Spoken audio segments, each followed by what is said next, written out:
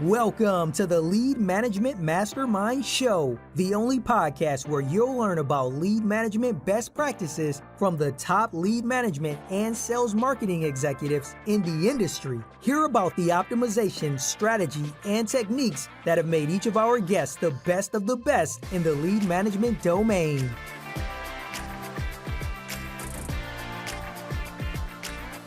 Live from the headquarters of SDP Solutions, here's your host, Scott Payne.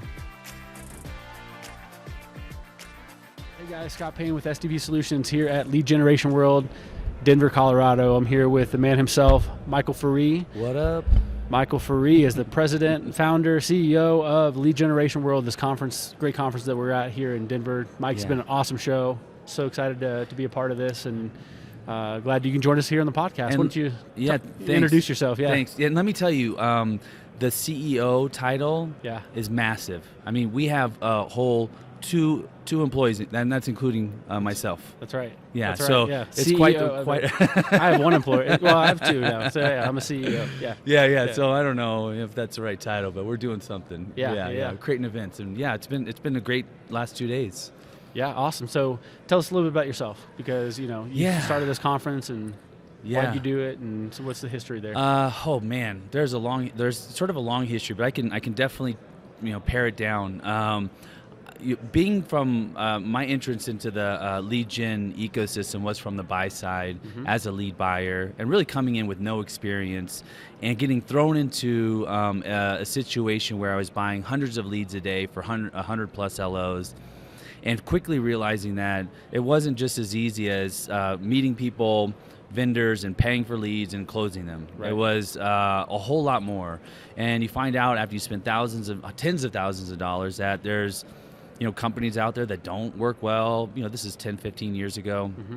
And it's hard to figure it all out. So I back then decided, how can we come as a group, as buyers, as mortgage guys together, and start really figuring this out and helping each other shorten our own learning curves. Sure. And so I started a blog and started writing about it, and one thing led to another. Befriended Jay Weintraub, who founded LeadsCon, helped him start the Buyer Summit there, and then Leads Council, and now this is just an extension of all those things, of really just trying to help companies be more successful with leads. But to be honest, my heart, even though I've been on the sales side as well, I have an agency, ran a ton of leads for solar, mortgage, and insurance, so I know that like the back of my hand as well. But my heart really, I think, with the growth of this industry, lies in the hands of the lead buyers. And so if we have healthy lead buyers that understand best practices, they understand how to identify good companies, then all the other good companies around that support this industry will continue to grow, and the industry will continue to grow. So that's sort of where my passion is, and I think that's where Lead Generation World, continues to focus, is really bringing a conference, a show that's by the community for the community. I love it, and you could really get that feeling here. It really was, I was talking to a couple of people, it was more of an intimate show, more of a, it feels like I had more conversations here than I have at LeadsCon. I've been going to LeadsCon for years, but just more really in-depth conversations happened here at this conference. And LeadsCon's a great show, and there's a lot of great shows out there. I just tend to think that, bigger always isn't better, because when you get to a certain size and scale, it becomes more of a crowd than maybe a gaggle of people where you can have real conversations and not be intimidated to even walk out of your room or go into the area, because there's going to be thousands of people trying to pull you one way or another. Here, we had just under 700 attendees, and I think it opens the door to better quality conversations and business getting done actually here. And so we'll grow a little bit, but we're certainly not ever going to intend to be massive. That's just not. I don't think that's beneficial. Yeah, I agree, and is that actually evidenced by me and Michael just walked out of a session, a panel where we were talking about mortgage. We had mortgage folks in the room asking mortgage-related questions as related to leads, and some really good stuff come out of it. Really good conversation. So do you think people got stuff out of it? Absolutely, I mean, I think that it's tough, especially in the bigger conferences, to really Yeah. feel like you can ask questions to a group. And I thought, Yeah. bringing the leaders together like that, I thought was a really good idea. And I think it's something definitely should do going forward. So Yeah, I always liked it because I thought, when you get a group of people in the room and you have experts like yourself that were up there that, have a specific expertise to back up some of the conversations and provide real data to things. Mm-hmm. But mortgage guys, for this example, is a mortgage, discussion. They can talk and hear each other and go, well, we're doing this, and this is what we do with our personas, and this is how we deliver, nurturing emails and what they're doing, a text. You're like, oh, okay. You're not just hearing it from one person up on stage, preaching best practice, which is great. But when you can hear it from other people and they go, oh, they're struggling with that too, or this is what we're doing. I just feel, again, it comes back to a bond that of a community that I like to foster, which is, hey, we're all pieces of this lead gen puzzle. I said this the other day, that no one person can do all this on their own. There's not one person that can drive the traffic, convert the highest amount of traffic into leads, go into a self-built CRM or LMS, to pin data, do all these nurturing, all this sort of stuff on their own. Now, maybe a billion-dollar company can do that, and actually they probably can't because there's too much things going on. But no one can do that. We all, as a community, need each other to be as successful as we can with generating sales. This is the bottom line, Right. Well, I started out at Nation Star and was there start of my career, and I thought it was so weird going to a conference and sharing what we do. Yeah. But I quickly found out that there was no way that any other lender was going to be able to replicate the exact environment that I had. Right. That just pricing to all of these different factors. It really benefited me to share those ideas and talk about that in return. Like, you get what you get out of it, right? I put stuff in, I get stuff back, and it's trust. So it's a matter of transparency. Generally equates to trust. Yep. And trust equates to additional information and knowledge sharing, and that equates to more business. So it's a domino effect when you start to talk and communicate with people and share things that, hey, this is kind of what we're doing. What are you doing? Mm-hmm. And then you really get to raise all boats. I mean, we had. I guess it doesn't, it's not, we had Graham, spent 20 years at Quicken Loans in that conversation, right? Now, we didn't get to dive into a bunch of details, but at the end of the day, he could tell you everything Quicken Loans does. Yeah. All right, but are you going to be able to duplicate it? Hell no. Sure. You can maybe take a piece or two here and maybe get it, but at the end of the day, somebody could show me how to build a house. I'm not going to go out there and build it. That's going to last. Right. Yeah. So, all right, well, let's talk about, some other lead generation world stuff, because, I know that you guys are also in the jobs space, right? Or recruiting space. Tell us a little bit about that. It's very similar to the conference. I'm not an event guy. Mm-hmm. I'm not a recruiter either, but I'm a lead gen guy with a community. Great network, yeah. Yeah, and we're trying to do is, again, there's the same mission with the conference, is just bringing people together, helping them continue to grow within this lead gen industry. Yep. So whether it's companies looking for people that are talented with generating leads, working leads, whatever it is, there is a specific niche and experience in this performance marketing world that we live in that is required, that is nice to have. So we know those people. We actually understand the jobs that and the qualities that it takes to fill those jobs. Mm-hmm. And people come to us and go, hey, we're looking to fill this.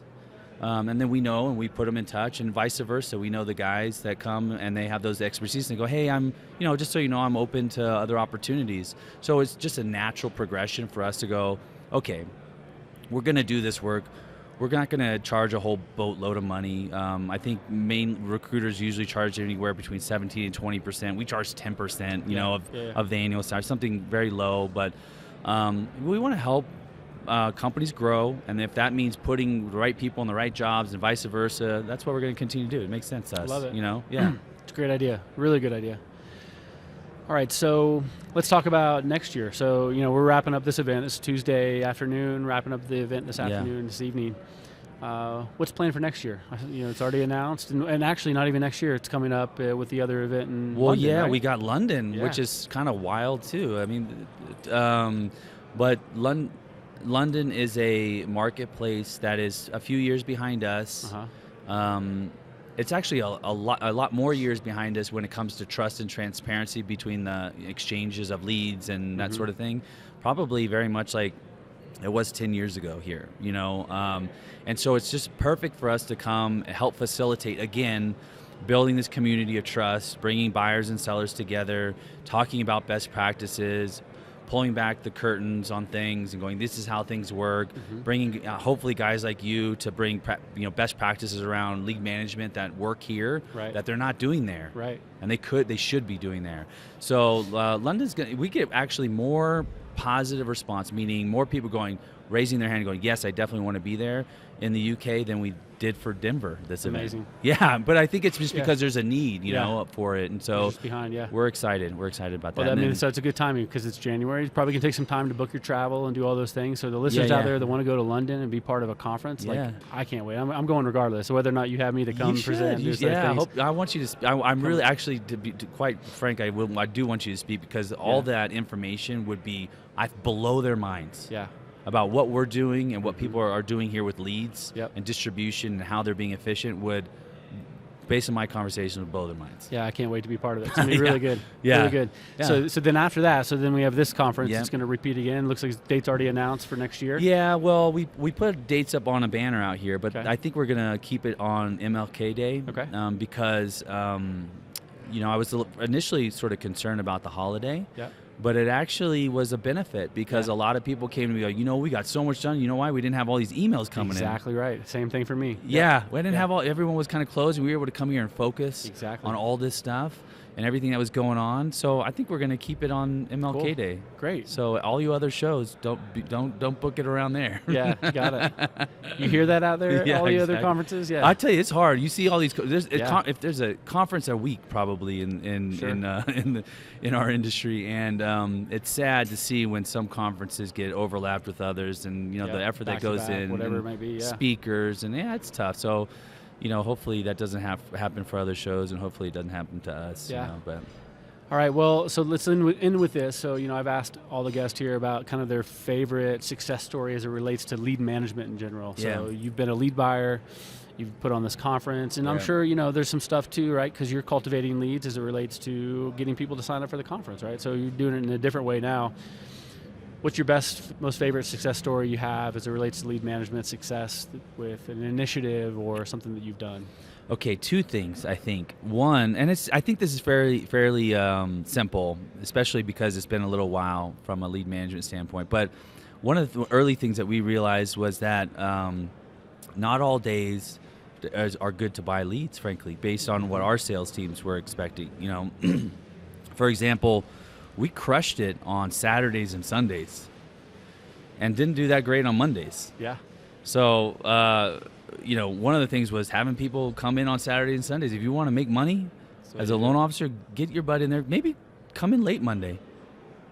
Don't even come in Monday. Yeah. I mean, that's maybe a little crazy. But be prepared to work Friday, Saturday, Sunday, or Saturday, Sunday, because your competition generally isn't. They're out, doing other things. I have a lender who I just worked with recently who they have a loan officer who only works on Saturday and Sunday on new leads, and during the week, he works a couple hours a day on his pipeline. Yeah. He only takes new leads on Saturday, Sunday, and he's one of the top LOs in the company. Yeah. Well, not only that, buying leads too, right? Sure. There's not as many companies buying leads, Exactly. so then maybe leads aren't being sold as many times, all that sort of stuff. So that was actually pretty good. Second thing is just don't ever listen to an LO. about lead quality or whatever. Yeah. Look at the numbers. Yeah, look at the Rely data. on the numbers and the data only. Yeah. Because they always come crying, right? Exactly. And it goes along with the experience screenings and stuff that I do to shop, the current process. Because you set something up, you think it's set up, perfectly. Yeah. Then it comes down to it, that the users aren't actually using it the right way. And so really affects everything. And so gotta always be monitoring those types of things. So Awesome. Well, thanks for taking the time. I know you're a busy guy the last 2 days, and really appreciate you having us here at the show. Yeah, brother. I'm glad you're here. Yeah. So thanks. Awesome. Well, thanks for joining us, and hope to have you back on maybe an official podcast anytime. later on. Yeah. Thanks, Scott. All right. Thanks, Michael. Thank you for joining us on this episode of the Lead Management Masterminds podcast. Today's episode is presented by SDP Solutions, your one-stop shop for all things lead management strategy and optimization. please visit us at www.sdp-solutions.com. If you enjoyed today's episode, be sure to subscribe and leave us a 5-star rating and review on Apple Podcasts or your favorite podcast site.